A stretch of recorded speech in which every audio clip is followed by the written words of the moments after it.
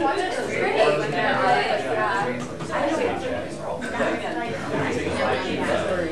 rare. It's like a fish out of water.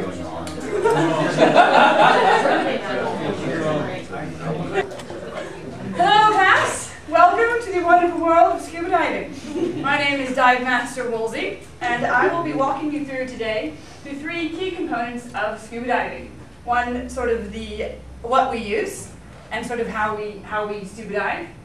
Some of the best dive sites in the world, or where to go, and also what we're going to see. Now, I want you to pay close attention to all areas, as at the end there will be a mini quiz. So, the equipment used. As you can tell, this is not something I would usually walk around school in, as you can imagine.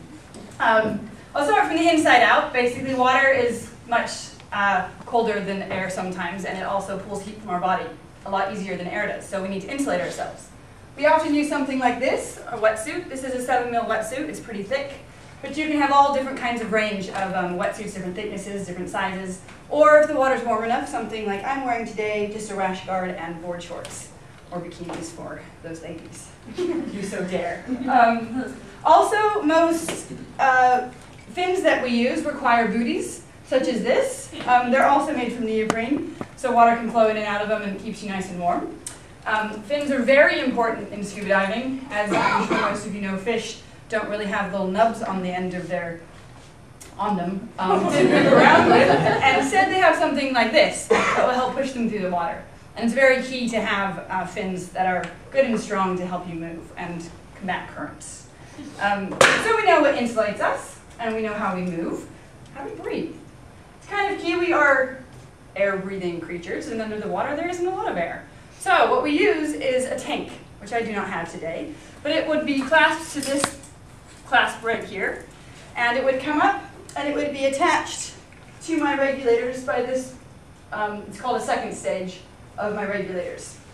Now, it's an oxygen tank, and they come in different sizes, and basically what I would do is I would attach that. This is my primary regulator, the one I use to breathe.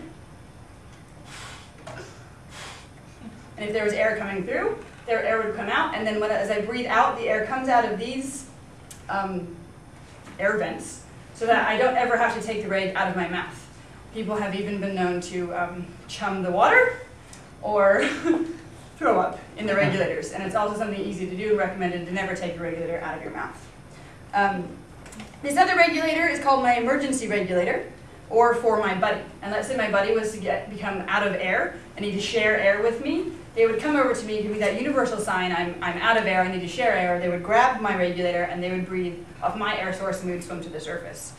It's falling off. Now this vest-like thing that I have on is called a BCD, or a buoyancy compensating device. Now under the water, if you were to wear all this stuff, a lot of us would just sink. Then if we were to take a deep breath of air before we went down, some of you noticed that it's harder to submerge under the surface. It's like an air bubble. If air is under the water, it will float to the surface. If there's no air bubble, we would sink. So that's what the BCD does. This is also attached to your tank, and so it has an air supply, a constant air supply. And you press a button, or you can breathe into it. And now my vest is now full of air. And that would help me rise in the water or help me stay buoyant, neutrally buoyant in the water. Then you can also release air, and that will allow me to sink further in the water.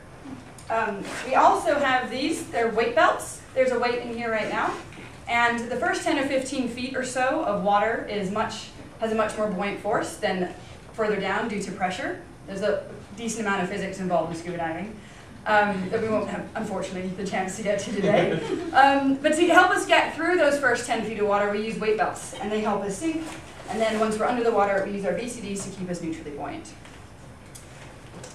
Also, if it's particularly cold, there's gloves you can use. There's hoods you can use. Yes, I've used all of them. And then obviously to help us see, I'm sure lots of you have gone under the water and you've opened your eyes and it's kind of foggy. You can't really see what's going on. We use masks. And you put a mask on your face, and that air pocket in between you and your eyes and the water allows you to see a crisp and clear picture. They even can come with prescriptions. So, now that we know how we're going to scuba dive, where are we going to go?